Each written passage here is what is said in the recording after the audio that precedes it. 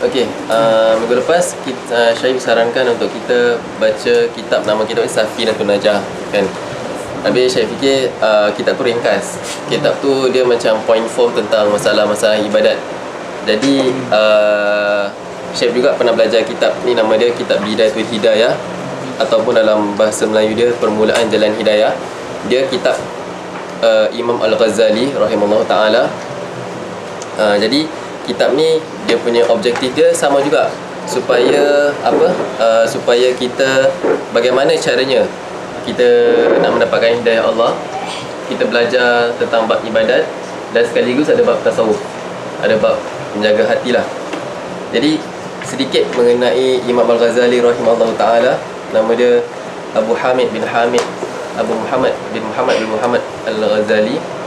Muhammad bin Muhammad bin Muhammad bin Muhammad Al-Ghazali. Dia semua nama bapa dia, datuk dia semua nama Muhammad. Dan juga beliau di antara ulama waliullah. Waliullah maknanya kalau kita cakap dia wali, wali ni maksudnya yang menjadi pendamping.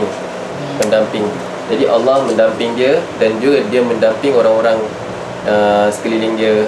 Dan juga kitab Imam Ghazali ni Bidayatul Hidayah ni sangat berkat, sampaikan hampir sampai hari ni dimanfaatkan oleh orang, sehingga kita dapat belajar kitab ni. Subhanallah. Jadi Imam Al-Ghazali ni dikatakan mendapat husnul khatimah ketika mana beliau sebelum wafat, sebelum meninggal, beliau sempat ambil wuduk, solat 2 rakaat. Lepas tu dia membaca satu ayat Quran ni. Satu ayat ni dia ayat Quran yang menunjukkan ayat apa? Yang menunjukkan yang macam kepada segala dia dah usaha kat dunia ni dan dia nak balik kepada engkau lah, dan dia meninggal. Jadi tu tanda husnul khatimah dia lah. Dan juga di banyak dalam riwayat-riwayat bahawa Rasulullah SAW bangga ada umat dia, di antaranya dia bangga ada Imam Ghazali. Sehingga kan Nabi Musa jealous. So macam mana dia boleh kita tahu cerita ni? Cerita ni datang daripada mimpi seorang alim, bahawa dia mimpi yang satu hari Nabi Musa bertanya kepada Allah. Dia tanya, kenapa kau tak jadikan umat aku macam umat Nabi Muhammad? Kenapa Allah tak jadikan umat dia macam umat Nabi Muhammad? So jadi kita tahu bahawa Nabi-Nabi dan Rasul-Rasul, Nabi Muhammad yang paling terakhir, dan Adam, Idris, Nuh, Hud, Saleh, Ibrahim, Hud, Ismail, lepas Nabi Musa. So di antara Nabi Musa sampai Nabi Muhammad jarak dia beberapa ratus tahun. Jadi semua Nabi ada umat dia. Dan yang paling dibanggakan sekali, yang paling menakjubkan sekali adalah umat Nabi Muhammad. Sampaikan umat Nabi Musa rasa, dia cakap kalau ke akhirat nanti kalau boleh dia nak di bawah Nabi Muhammadnya payung akhirat. Jadi nanti dekat akhirat semua umat di bawah Nabi masing-masing, tapi yang paling bercahaya sekali umat Nabi Muhammad SAW. Semua kita tergolong dalam golongan yang bercahaya. Amin. Baik, kita akan memulakan membaca muqaddimah. Jadi kita apa? Bismillah. Oh, apa? Biasa. Balik kalau tu balik rumah boleh baca jugalah. Kalau apa dah kita dah, kalau apa? Maknanya boleh baca sendiri jugalah. Kitab ni dalam bahasa Arab. Nama kitab ni Bidayatul Hidayah, Permulaan Jalan Hidayah, oleh Imam Ghazali dan diterjemahkan oleh Al-Imam Fahmi Zamzam. Dia seorang ulama. Ahmad Fahmi Zamzam ni seorang ulama orang Melayu daripada Kelantan. Jadi kita ni bila kita tengok Islam datang, kita nampak Islam datang ke kawasan Nusantara ni, kawasan Melayu ni semua datang kebanyakan daripada Mekah, datang kepada Kedah, Kelantan. Jadi dia turun ke bawah gitulah. Jadi sebab tu kitab Jawi lah digunakan pada zaman dahulu. Bismillahirrahmanirrahim. Dengan nama Allah yang sangat muka surat 13 mukadimah. Dengan nama Allah yang sangat pemurah, lagi sangat mengasihani. Segala puji bagi Allah, sebenar-benar pujian, selawat dan salam tercurah kepada sebaik-baik makhluknya, penghulu Nabi Muhammad SAW, dan juga kepada keluarga dan para sahabat dan pengikut-pengikutnya. So minggu lepas kita dah pernah bincangkan tentang Bismillahirrahmanirrahim, dan kita telah bincangkan tentang Alhamdulillahirrabbilalamin, dan juga kita telah bincangkan tentang selawat dan salam atas Nabi SAW.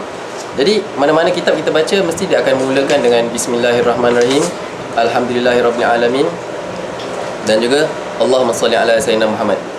Sebab apa kalau kita dengar ceramah dia mulakan macam itu? Sebab kita nak mulakan sesuatu supaya tidak ada godaan. Dan bila kita lihat kalau seseorang tu bila dia buat sesuatu benda, dia mulakan dengan bismillah, kalau boleh kita baca bismillah tu 100 kali satu hari. Maknanya setiap apa-apa kita buat, kita baca bismillah 100 kali.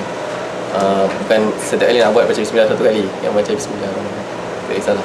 Jadi bila kita dah apa-apa kejadian pun kita digalakkan untuk Alhamdulillahirrabbilalamin. Sebab perkataan Alhamdulillah, Bismillahirrahmanirrahim dengan Alhamdulillahirrahmanirrahim, gabungan kedua-dua ayat ini sangat tinggi. Sebab tu itulah yang digunakan oleh Allah dalam Al-Quran, surah Al-Fatihah. Sebab dalam Al-Quran ni bila kita lihat, di antara mukjizat Al-Quran adalah bahasa Al-Quran. Allah pilih setiap perkataan dalam Al-Quran bukan sembarang perkataan. Maknanya Allah pilih perkataan tu memang sesuai, tak boleh ada replacement untuk dalam Al-Quran. Jadi bahasa Arab dia. Dan Al-Quran ni diturunkan kepada Rasulullah SAW berbentuk speech. Maknanya kalau kita tengok bahawa Al-Quran diturunkan daripada langit kepada Nabi Jibril kepada Nabi Muhammad. Jadi Nabi Muhammad sampaikan dekat sahabat in a form of speech. So apa yang kita baca actually is a speech from Allah kepada kita. Jadi bila kita tengok speech, okay, sekarang ni Syahid tengah cakap speech. Okay, sekarang saya nak ulang balik apa yang saya cakap first. Dah tak kita tak ingat.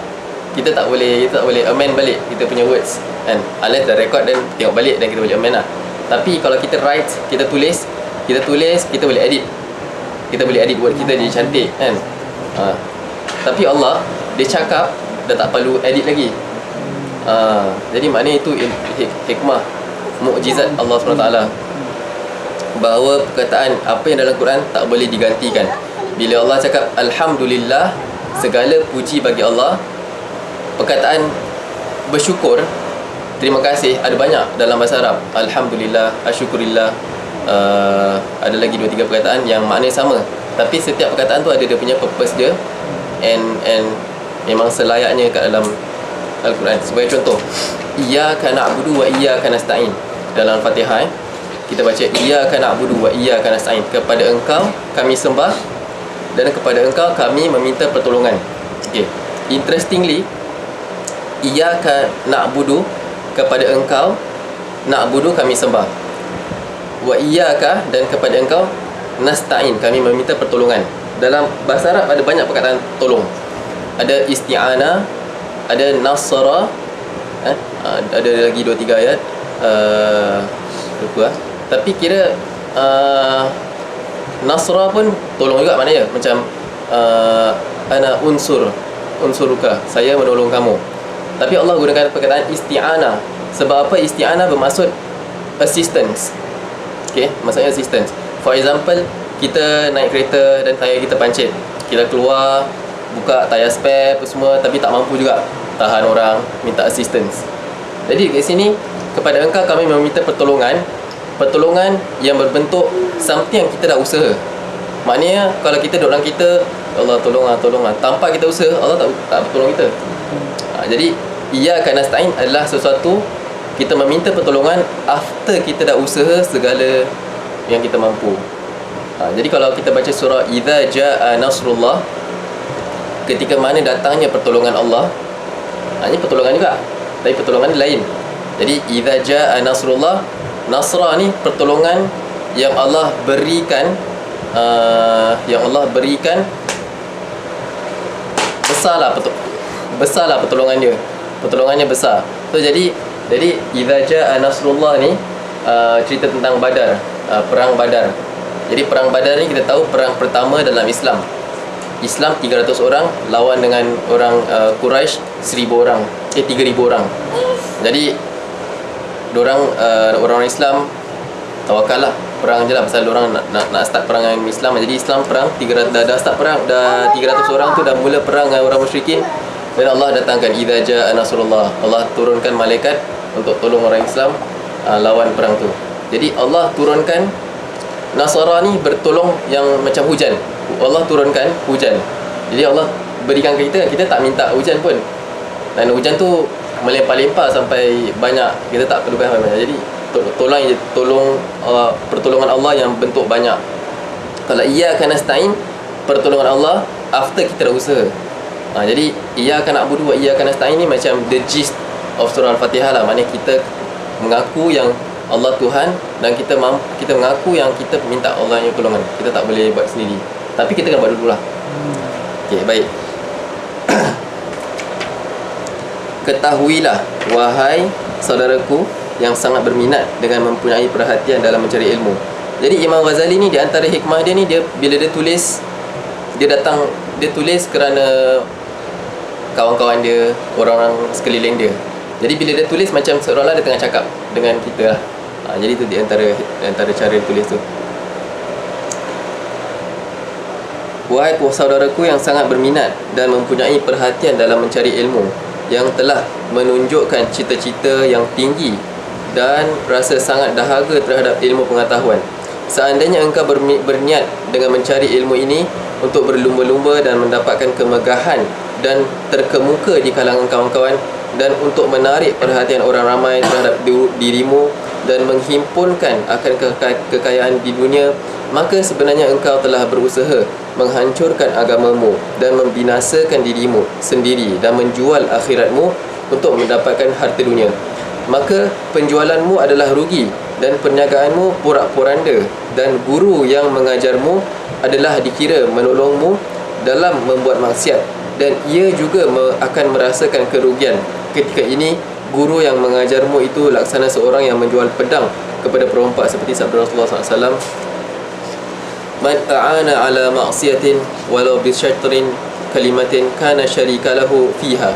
Artinya sesiapa yang menolong orang lain melakukan sesuatu maksiat walaupun hanya dengan setengah kalimat, maka orang itu dikira berkongsi di dalam melakukan maksiat tersebut.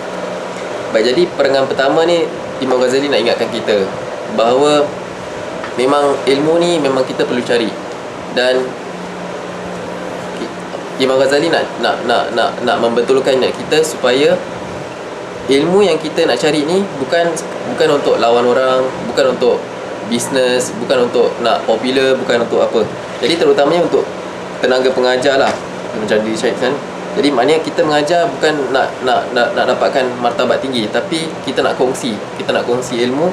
Kita kena ikhlaskan diri kita. Kerana apa? Kalau kita kalau objektif belajar agama untuk macam contoh kita nak lawan-lawan orang, tak betulkan dia, and sebenarnya kita telah melakukan maksiat yang kecil, dan siapa yang tolong orang yang tengah melakukan maksiat ni, seakan-akan dia telah berkongsi dalam melakukan perkara tersebut. Baik, kita sambung. Dan jikalau niatmu di dalam mencari ilmu itu untuk mencari keridhaan Allah dan mencari hidayah, bukan semata-mata untuk pandai bercakap, maka hendaklah engkau bergembira, kerana para malaikat telah mengembangkan sayapnya apabila engkau berjalan, dan ikan yang ada di dalam laut semuanya meminta ampun bagimu apabila engkau berjalan. Tetapi sebelum itu hendaklah engkau ketahui bahawa hidayah itu adalah buah daripada ilmu, dan bagi hidayah itu ada bidayah, permulaan, dan ada pula nidayah ataupun nihayah, kesudahan, dan ada zahir dan ada pula batinnya. Dan engkau tidak akan sampai kepada nihayatul hidayah, dan iaitu kesudahan hidayah, dan engkau tidak akan dapat menyelami batin hidayah kecuali setelah engkau selesai daripada menyempurnakan segala urusan yang berkenaan dengan zahir hidayah itu. Jadi kat sini Imam Ghazali ingin menceritakan sedikit tentang hidayah Allah SWT. Baik, rasa last week saya pernah cakap pasal hidayah, bahawa ada satu kisah ni daripada Nu'man Ali Khan, seorang ustaz lah dekat Amerika. Dia punya explanation dia tentang Quran memang power. Nu'man Ali Khan, Nouman Ali Khan. Jadi dia ceritakan dekat dalam video dia, tengok dekat YouTube lah. Dia dekat Amerika. Time tu dia pergi dekat satu kawasan ni, one of the America punya tempat, untuk bagi khutbah. Lepas tu ada orang cakap dengan dia, Alhamdulillah Allah dah kabulkan doa aku. Orang jemaah cakap dengan dia, Alhamdulillah Allah dah kabulkan doa aku. Doa apa? Bahawa untuk temukan kau dengan kawan aku. Kawan dia lah. Okay, interesting. Siapa kawan kau? Jadi dia pergi rumah kawan dia. So kawan dia ni, kawan dia orang Kristian. Orang Kristian accident, lumpuh daripada badan sampai bawah. Jadi tinggal kepala je boleh gerak. Jadi satu hari dia boring, dia baca Bible semua. Dia dekat dalam church tau, tempat facility ni. Jadi satu hari macam mana entah, lupa macam mana dia masuk Islam. Dia masuk Islam pasal dia maybe dia dengan kawan. So kawan dia ni actually kerja situ, orang Islam, kerja situ as cleaner, and dia putus asa dengan hidup dia. Jadi maknanya contohnya yang lumpuh dengan yang kawan dia tu lah. Kawan dia tu lumpuh, kawan dia lumpuh. So yang tak lumpuh ni dia orang Islam. Yang lumpuh ni bukan Islam. Dan dia tanya, kenapa kau tak sembahyang, kau kan orang Islam kan? Aku dah putus asa dengan agama aku. Tapi tadi kata dia Kristian. Ada Kristian lah. Tapi dia tahu dia tahu yang cleaner ni Islam. Tapi dia dah putus asa. Cleaner ni Islam. Kerja dekat dalam facility Kristian ni. Jadi dia ni tak boleh buat apa. Dia cuma boleh, dia tak boleh buat apa dah, kena orang bantu dia kan. Pasal dia tak boleh bergerak kecuali macam komputer pun pakai mulut semua. Jadi satu hari dia macam tanya tentang Islam lah dengan orang ni, dengan kawan dia ni. Dia tahu sikit aja tentang Islam. Dia search lah. Dia search Quran dekat internet. Dia search ni semua. Dia masuk Islam, baca Quran. Dia dengar semua Nouman Ali Khan punya video. Jadi dia cakap dia nak jumpa orang ni lah.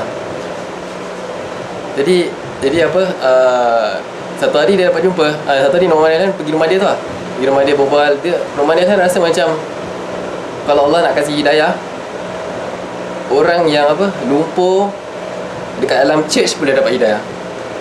Dia tak surrounded by sesiapa pun. Dia nak cari sendiri. Jadi kira nak cakap dia gitulah kan. Maknanya hidayah ni datang tanpa diduga. Kadang-kadang orang yang macam tak ada kemampuan pun still dia boleh hafal Quran, dia boleh faham Al-Quran semua. Jadi Nouman rasa macam dia ni guru aku lah sebenarnya, bukan dia guru. Itu je nak cakap. Jadi ceritanya tentang hidayah ni guidance, maknanya dalam English guidance. Tapi hidayah ni satu perkataan petunjuk di mana, for example, orang tu dekat padang pasir dan kita minta satu orang tunjukkan jalan, tunjukkan jalan, and jalan yang boleh dia, pasal kat padang pasir haus kan. Jadi kita macam perlukan someone untuk tolong jalan.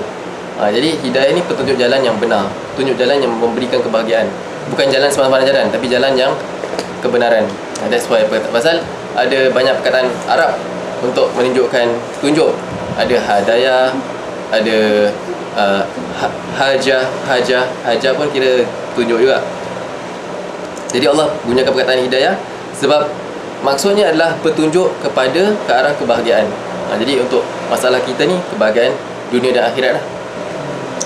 Dan di sini Imam Ghazali nak cuba memberikan kita sedikit informasi tentang bahawa dalam dunia ni ada dua benda, ada zahir, ada batin. Kita kena betulkan zahir kita, dan zahir di sini adalah amal ibadat. Ibadat kita punya jaga mulut, lidah kita, dan batinnya adalah hati kita. Hati kita jaga, macam mana hati kita ni boleh mendapat hidayah supaya apa yang kita buat reflect dekat dalam hati. Pasal masalah hati ni banyak. So dalam kitab Imam Ghazali ni dia bagi dua. Dia akan bincang tentang zahir. Dia ajar doa, baca masuk toilet lah, adab dalam toilet, wudu, semayang dan adab-adab dia. Dan baru masuk dalam bahagian kedua, macam mana nak jaga mulut, jaga mata, jaga telinga dan sebagainya. Di dalam kitab ini saya akan sebutkan bidayatul hidayah permulaan jalan menuju hidayah, supaya engkau cuba mengamalkannya pada dirimu dan supaya engkau dapat menguji hatimu. Seandainya engkau dapati hatimu cenderung kepadanya dan nafsumu mahu mengikuti arahnya dan dia dapat memberikan perhatian yang sewajarnya, maka nanti engkau akan sampai kepada nihayatul hidayah, hingga engkau mampu mengharungi lautan ilmu yang luas itu. Tetapi jikalau engkau mendapati hatimu tidak memberi perhatian kepadanya dan nafsumu suka berlambat-lambat dalam melaksanakan perintahnya, maka ketahuilah bahawa kecenderunganmu dalam menuntut ilmu sebenarnya hanya tunduk kepada perintah syaitan yang terkutuk, yang mahu menipu engkau dengan bermacam-macam tipu helahnya, sehingga engkau akan terjerumus ke dalam jurang kecelakaan. Jadi kat sini Imam Ghazali cuba nak ingin berikan sedikit masalah tentang syaitan. Jadi dalam kita buat baik pun syaitan boleh hasut kita. Dan dalam perbincangan seterusnya nanti Imam Ghazali cakap pasal kadang-kadang kita tengah belajar, kita tengah dalam kita ibadah pun nanti syaitan boleh ganggu kita. Baik, kita sambung. Syaitan sebenarnya bermaksud supaya engkau melakukan kejahatan padahal engkau mengira bahawa engkau telah berbuat baik. Maka dengan itu syaitan telah berjaya memperdayakan engkau dan ia telah berjaya mengumpulkan engkau bersama-sama dengan golongan yang disebutkan di dalam ayat yang berbunyi, Qul a'udzubillahi minasyaitonirrajim. Qul hal nunabbi'ukum bil akhsarina a'mala alladhina dhalla sa'yuhum fil hayatid dunya wa hum yahsabuna annahum yuhsinuna sun'ana.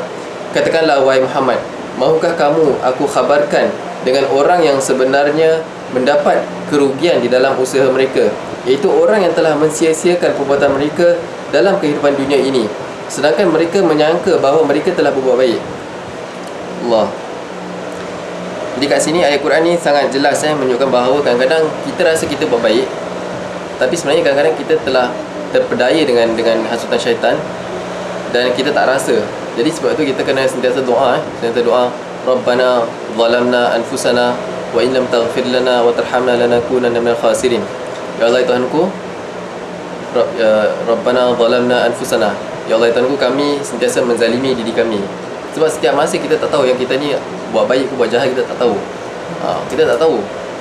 Mungkin kita tahulah, tapi sebenarnya kita tak tahu. Pasal dalam hati kita ni macam-macam benda kan berlaku. Mata kita tengok apa dan kita tak tahu yang kita ni dah buat baik ke buat jahat. Jadi oleh itu sentiasa kita kena hayati doa.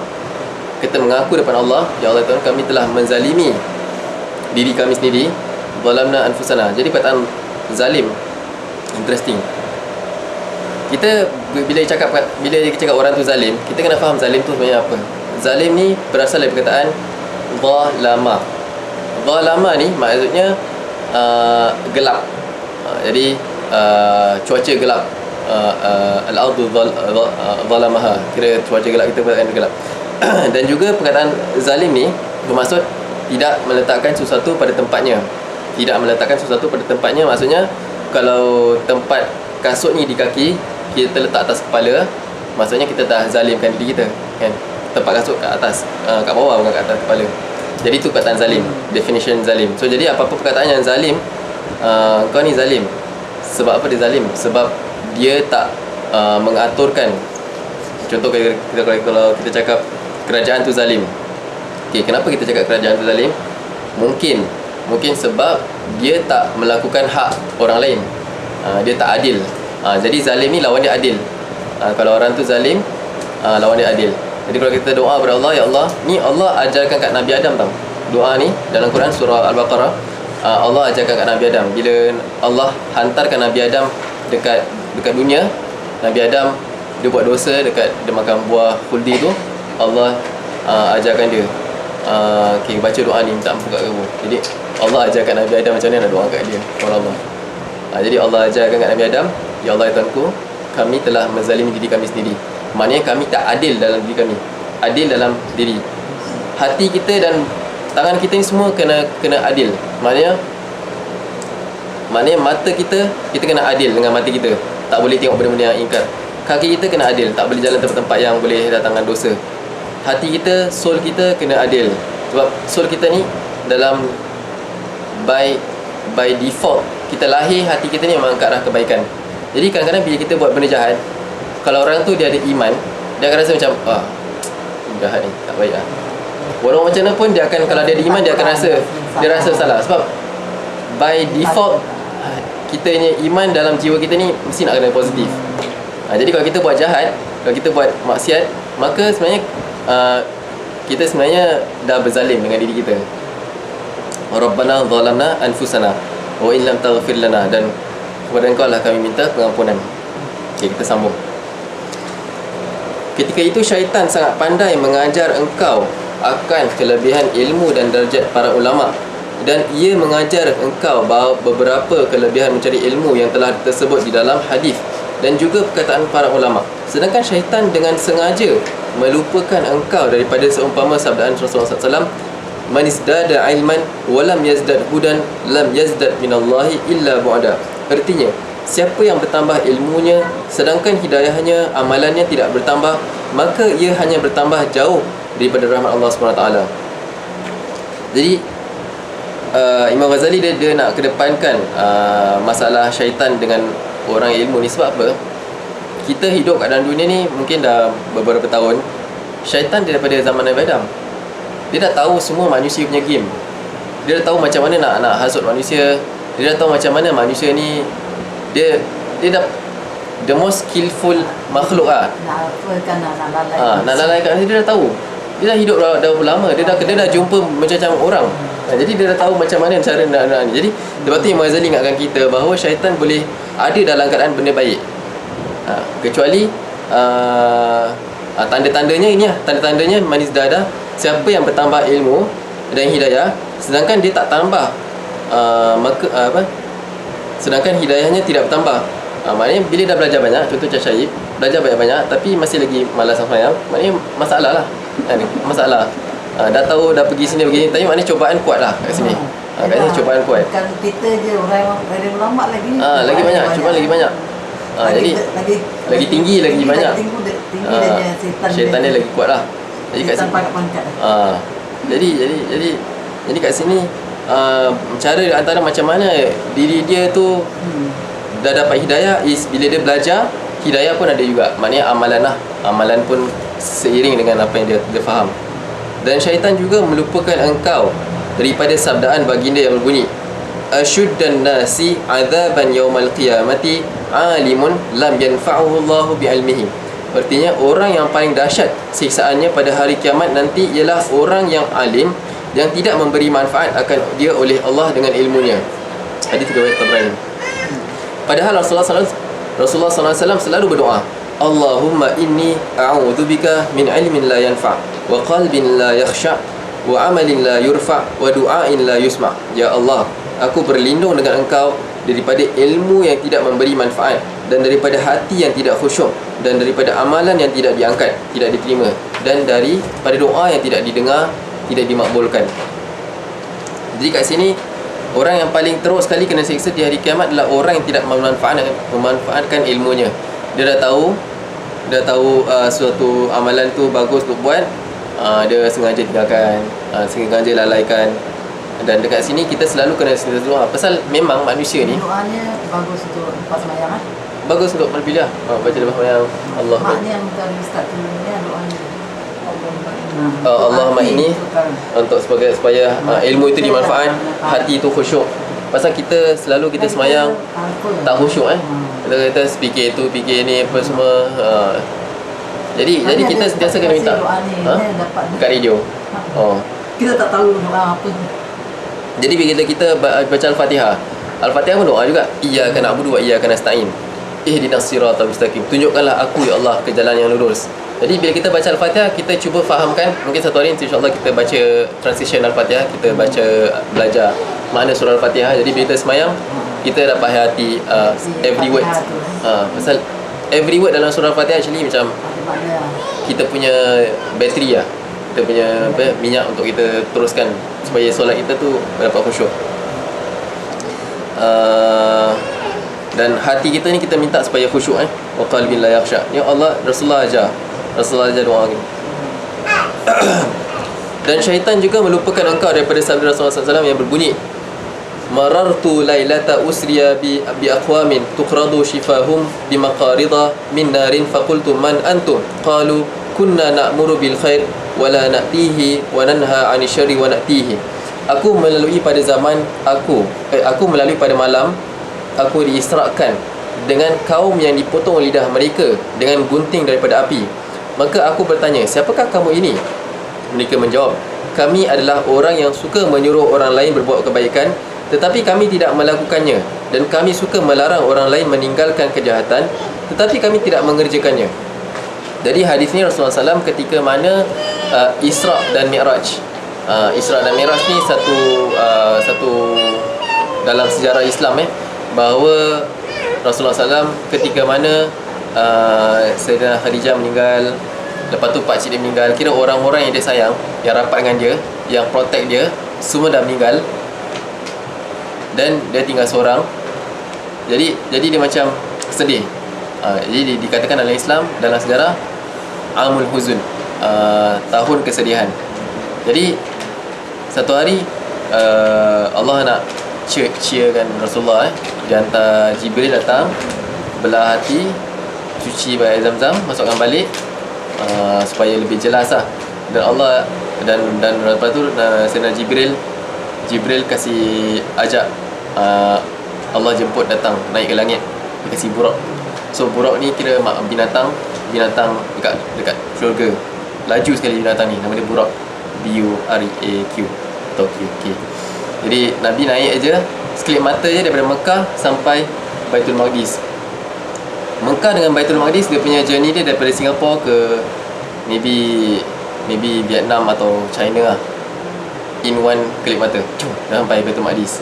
So bila sampai kat Baitul Maqdis, Jerusalem lah kan, Mekah pergi kat Baitul Maqdis ataupun Palestin sekarang ni, Jerusalem. Dekat situ ada semua Nabi-Nabi. Dekat situ semua Nabi-Nabi dihidupkan. Jadi Rasulullah jumpa dengan Nabi-Nabi dahulu semua, dengan para salihin semua yang meninggal. Semua kira yang dapat, kira soul lah kan, roh orang Nabi-Nabi. Rasulullah jadi imam. Lepas tu Allah jemput naik daripada Baitul Maqdis, naik ke syurga, naik ke jumpa Allah lah, ke langit, 7 lapisan langit. Jadi Rasulullah pijak batu tu dan lompat naik atas kan. Kira Jibril angkat Rasulullah. Jadi Jibril angkat Rasulullah, dia lalu dekat langit pertama, langit kedua, langit ketiga kan. Every langit tu ada cerita dia. Ada dia jumpa orang ni, jumpa orang ni kan. Apa cerita dia? Dia jumpa Nabi Musa lah. Dan salah satu ni dia jumpa orang ni lah. Orang ni dia potong lidah dia. Dia potong lidah dengan gunting daripada api. Kenapa kau buat gitu? Jadi dia orang tu jawab, sebab dia menyuruh orang buat baik, tapi dia tak buat baik. Jadi kita ambil pelajaran kat sini, kita utamakan diri kita untuk buat kebaikan. Dan kita rasa kalau kita nak, tapi tak ada masalah kita nak kongsi, pasal kadang-kadang kita lupa kan. Sebab perkataan manusia datang dari perkataan An-Nas, Al-Insan. Semua tu dah from the same root word, Nun, Sin dengan Ya, Nasaya. Al-Insan, An-Nas, maknanya manusia, berasal dari perkataan Nasaya. Nasaya ni origin root word dia maknanya lupa. So memang manusia ni. Jadi perkataan bahasa Arab ni interesting. Bahasa Arab ni bahasa Al-Quran, every word dia ada root word, and every root word ada dia punya own makna lain. Jadi Al-Insan maksudnya nasaya, lupa. Sifat manusia memang lupa. Sebab tu Allah bila dalam Quran Allah susun Quran dekat Rasulullah, banyak peringatan. Kadang-kadang dalam Quran surah Ar-Rahman contohnya ayat tu ada dalam lebih kurang 30 ayat. Half of it is the same word. Fa bi ayyi ala'i rabbikum tukadziban. Ayat lain apa tu? Fa bi ayyi ala'i rabbikum tukadziban. Allah repeat the same thing. Sebab apa? Memang tahu kita ni sentiasa lupa. Jadi sebab tu kita kena sentiasa ingat. Jadi bila kita nasihatkan keluarga kita, maknanya kita kena sentiasa nasihatkan dia, tapi walau macam mana pun kita kena reda, and it doesn't have to be on the spot kan. Contoh macam Umar suruh rumah salam, tak nak salam. Kita cakap pasal ialah first kali budak kecil, tapi memang manusia ni memang hakikatnya dia perlukan masa untuk buat apa yang disuruh, for example. Itu lah. Kecil Maka berhati-hatilah engkau, wahai saudaraku, daripada tipu muslihat syaitan, dan janganlah engkau tunduk kepada tipunya syaitan. Sangat pandai merangkap engkau dengan menyetujui engkau mencari ilmu, padahal sebenarnya ia telah memperdayai engkau dengan memengsungkan niatmu. Maka celaka bagi si jahil, sekali celaka kerana ia tidak mahu belajar, dan celaka bagi si alim, 1000 kali celaka apabila ia tidak mengamalkan ilmunya. Dan ketahuilah bahawa manusia di dalam menuntut ilmu ini terdapat 3 keadaan.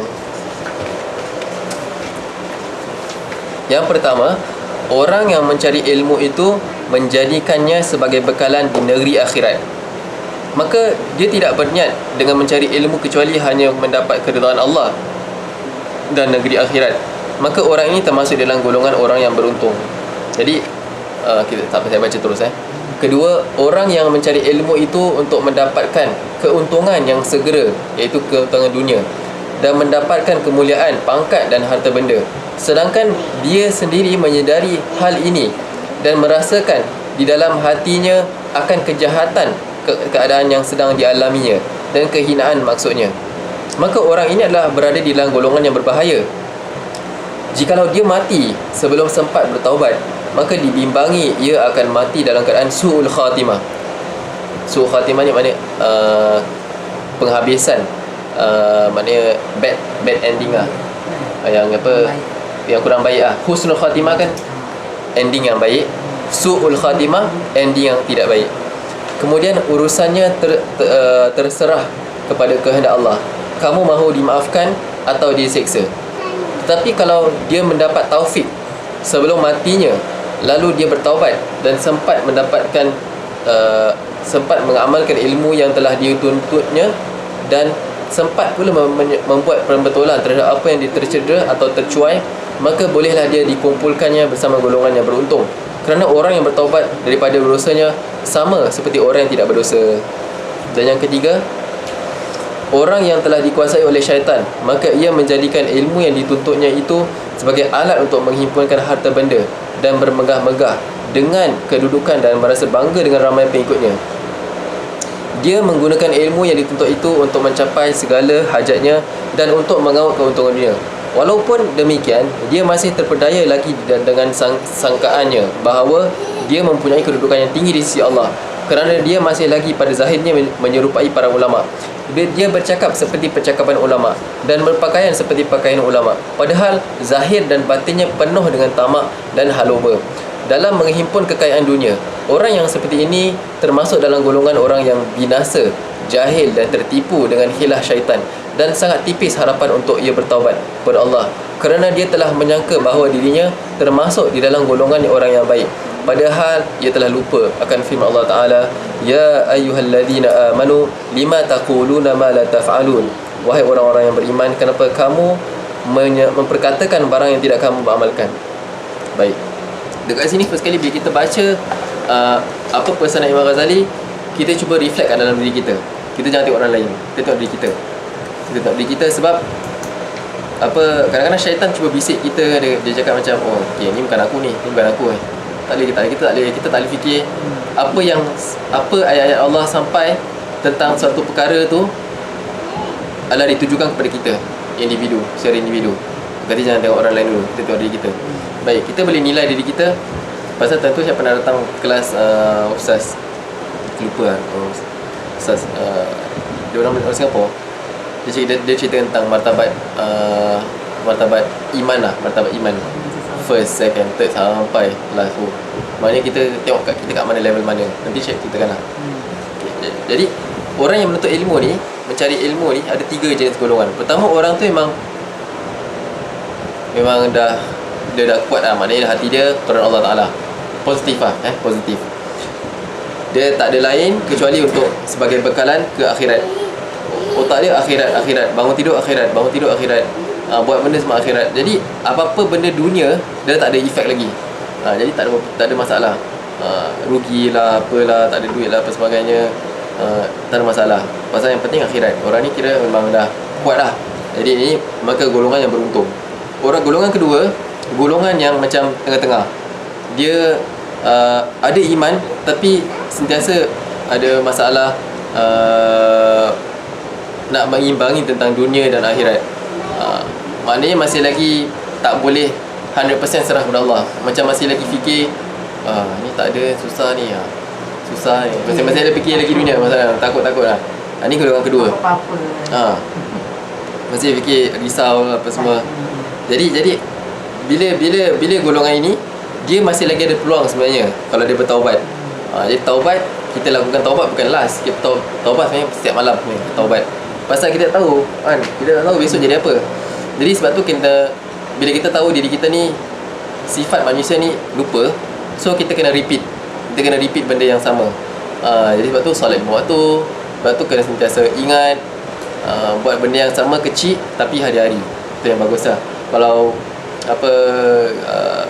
kalau kita zikir, contoh paling kita dah set lah. Contoh kalau semayang, kita nak ambil yang paling yang selalu Rasulullah buat, baca tasbih 33 semua kan, dan baca ayat kursi, dan kita konsisten lah. Walau apa cara pun kita konsisten.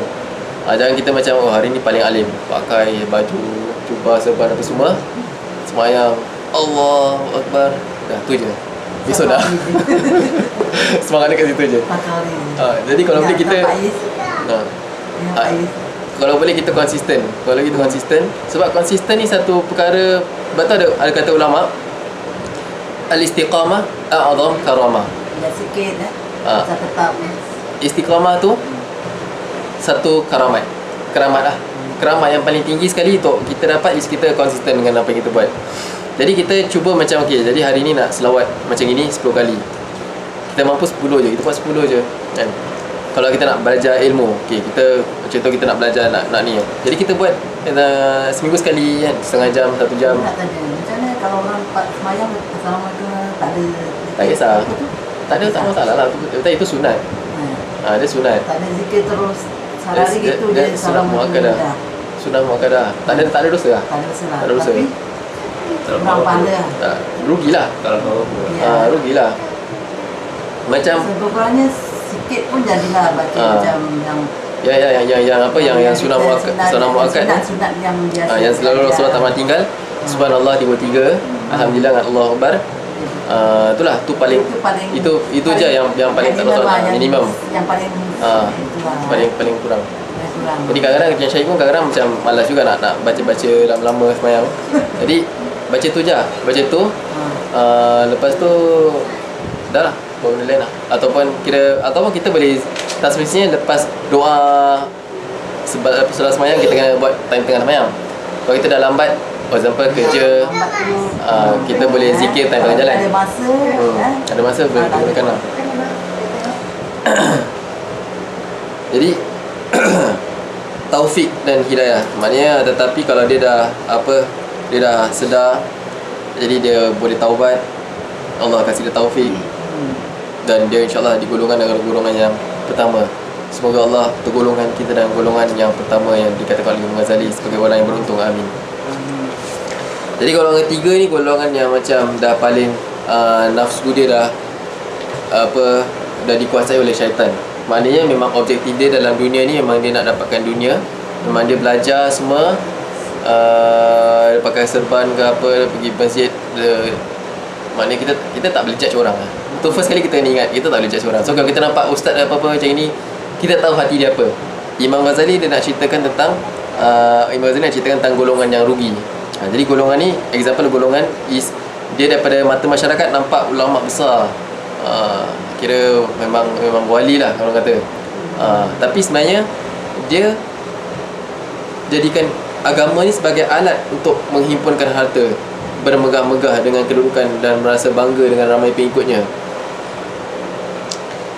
Jadi kita boleh katakan kalau macam dia bukan Islam, kita boleh katakan dia macam kerja in a corporate, tengah nak jadi corporate level, dia nak corporate ladder, maknanya dia jadi presiden. Jadi dia pandai mengampu lah, pandai ni semua. Memang maknanya dia memang kerja pasal nak harta kan. Jadi tapi kita tak boleh cakap apa-apa sebab dia bukan masalah agama dia. So ini masalah agama, masalah nak belajar. So ini actually banyak kepada macam ustaz-ustaz lah senang kata, ustaz-ustaz.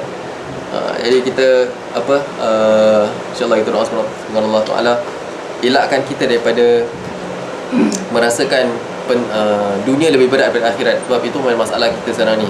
Kita letakkan harta dekat tangan kita, bila hilang, maksudnya kita kalau boleh kita letak harta dekat tangan kita, jangan dekat dalam hati kita.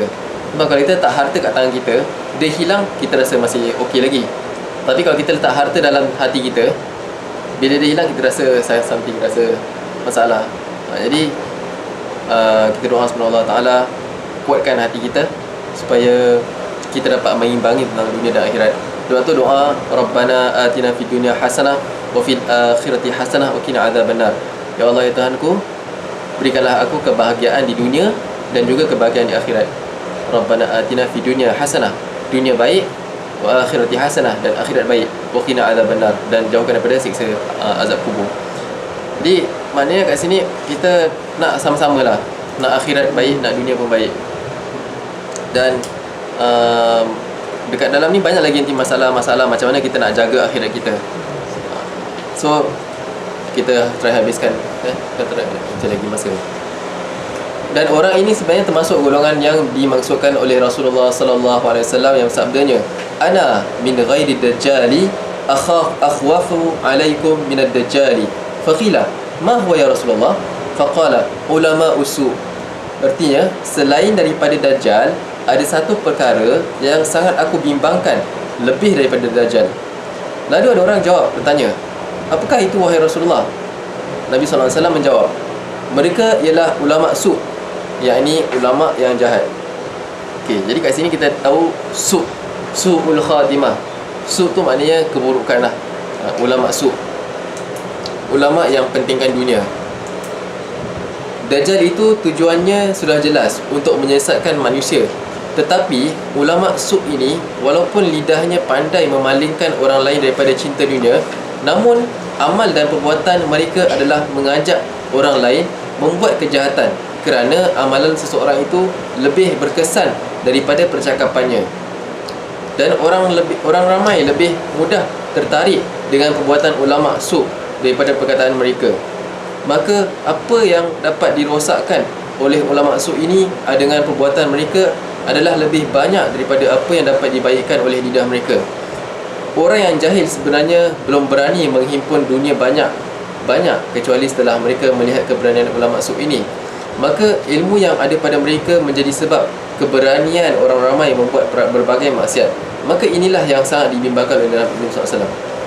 Jadi kat sini Imam Ghazali ni dia hidup pada zaman Islam tengah betul kuat. Imam Ghazali hidup dekat zaman Islam betul dibanggakan bahawa sekeliling dia semua scholar. Jadi dia, Imam Ghazali memang dijadikan dilahirkan oleh Allah dengan genius. At the age of 30 dia jadi dean at university. Kira dean at university ada chair lah. Dia dulu university memang dah lama ada. Universiti yang sekarang ni, modern university ni, zaman Imam Ghazali dah ada. Maknanya ada chair, ada academic, ada research, ada apa semua. Jadi dia dah jadi, dia senang kata dia ada PhD at the age of 30 lah. And bukan ada PhD, maknanya dia chair of that university. So orang rujuk dia memang tinggi lah. Dia memang pangkat tinggi lah. Orang kerajaan lah senang kata, Imam Ghazali ni. Jadi satu hari dia rasa macam, dia rasa insaf, dia rasa macam apa ni sebenarnya, apa yang dia nak buat dengan ilmu, dengan harta, dengan kekayaan. Kerajaan bagi dia rumah semua untuk just Islam lah. Jadi dia ada semua benda keduniaan. Jadi satu hari dia insaf, then dia macam nak lari daripada all this pangkat semua. Dia lari dari pangkat ni, dia pergi kat masjid ni lah. Masjid ni dekat Damaskus, dekat Syria. Sekarang nak kena bom lah tempat ni. Masjid ni namanya Masjid Umayyah. Baru-baru ni yang apa yang baru masuk. Kira yang last year lah, Tempat sejarah. Masjid Umayyah nama dia.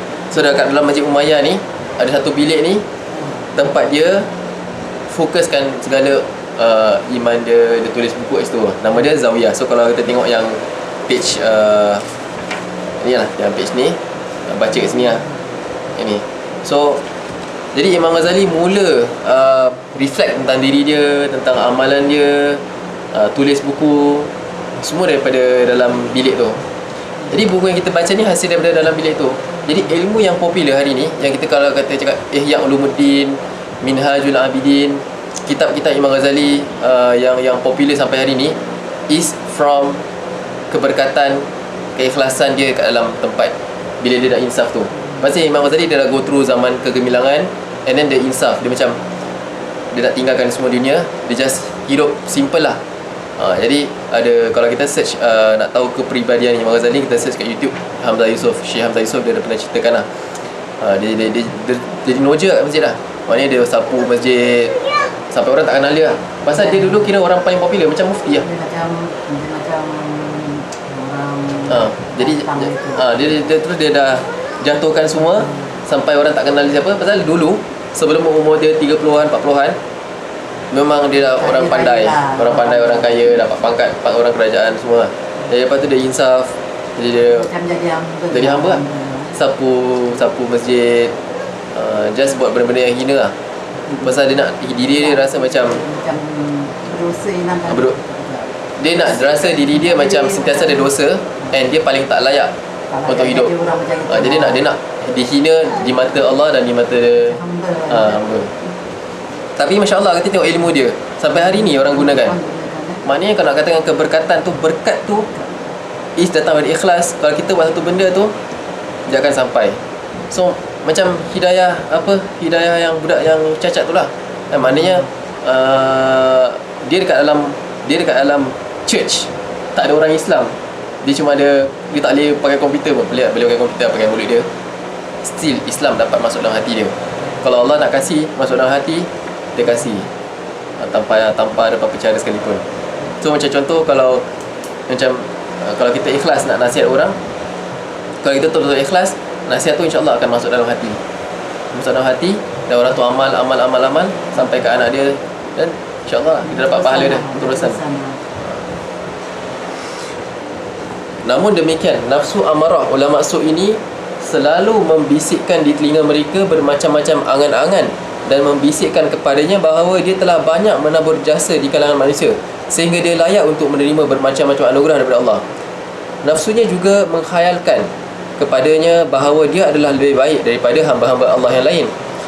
Wahai para penuntut, maka jadikanlah dirimu bersama dengan golongan yang pertama, dan hati-hatilah supaya engkau tidak termasuk di dalam golongan yang kedua, kerana banyak sekali orang yang lalai, yang telah diragut oleh kematian sebelum dia sempat bertaubat, lalu rugilah dia. Dan jangan sama sekali engkau termasuk ke dalam golongan yang ketiga, maka engkau akan terjerumus ke jurang kebinasaan yang tidak diharapkan dapat diselamatkan atau diperbaiki lagi. Maka apabila engkau bertanya, apakah itu bidayatul hidayah, permulaan jalan menuju hidayah, untuk dapat aku mencubanya bagi diriku, maka ketahuilah bahawa permulaan jalan hidayah itu ialah taqwa yang zahir, dan nihayatul hidayah, kesudahan jalan hidayah itu ialah taqwa yang batin. Dan syurga itu tidak akan dicapai kecuali dengan taqwa, dan tidak ada petunjuk kecuali pada orang yang menyediakan dirinya untuk bertakwa. Dan takwa itu terbahagi kepada dua. Yang pertama, menjunjung segala perintah Allah, iaitu melaksanakan ketaatannya. Dan kedua, menjauhi segala larangan Allah Ta'ala, iaitu meninggalkan maksiat. Maka di dalam kitab ini akan saya sebutkan kedua-dua bahagian ini dengan serba ringkasnya. Baik, jadi kat sini dia sambung cerita pasal ulama su. Pasal dekat zaman Imam Ghazali ni banyak ulama, dan terlalu banyak sangat orang gunakan keterampilan sebagai ulama untuk dunia.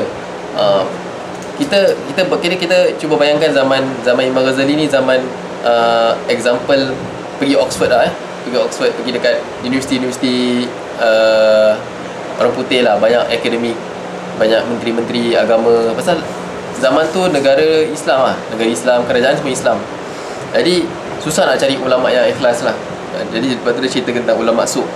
Dan kat sini juga dia nak cakap pasal taqwa. Jadi taqwa ni, kalau kita lihat dalam surah Al-Baqarah, a'udzubillahi minasyaitonir rajim, alif lam mim, dzalikal kitabu la raiba fihi hudan lil muttaqin. Alif lam mim, dzalikal kitab, itulah kitab, dzalikal kitabu la raiba fihi, tiada keraguan, hudan lil muttaqin, petunjuk bagi orang yang bertakwa. Takwa kat sini ada banyak makna. Dalam Quran takwa banyak makna. Takwa takut, boleh juga takut dengan Allah, takut dengan siksaan Allah.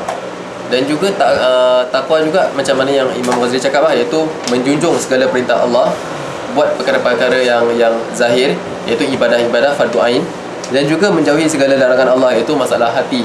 Jaga hati, jaga mulut, jaga macam mana masalah-masalah telinga dengar orang cakap, mulut pasal orang lain sebagainya, itu semua kita kena jaga. Dan dalam kitab ni dia bagi pada dua lah. So kalau kita lihat kita tengok dia punya table of content dekat first page, one of table of content yang ini kita tengok table of content. Di bahagian pertama, adab-adab melaksanakan ketaatan. Itu takwa yang pertama, takwa zahir. Jadi kat sini adab bangun tidur, adab masuk tandas, mandi, wuduk, tayamum, pergi masjid, kan? Nak tidur sampai nak tidur, daripada bangun sampai nak tidur, apa sebenarnya nak buat sebagai orang takwa, apa yang kita kena buat. Jadi ada doa lah, ada adab dia, sunnah dia, sebagainya. Bahagian kedua, cara-cara meninggalkan maksiat. Jadi kat sini jaga maksiat, jaga anggota zahir, jaga anggota batin, adab-adab bergaul, macam mana kita nak bergaul dengan orang, bergaul dengan guru, bergaul dengan murid, bergaul dengan anak-anak, bergaul dengan ibu bapa, dan begitulah. Jadi so Imam Ghazali cuba nak concise-kan ilmu Islam yang bagi dia jalan hidayah ni dalam kitab yang macam ini. Sebenarnya ini actually is a summary from dia punya kitab yang besar. Nama kitab besar dia is Ihya Ulumuddin. So dia discuss daripada everything in Islam lah, masalah Islam. Jadi ini di antara yang boleh at least kita baca sampai habis lah, InsyaAllah. Kita sikit-sikit kita baca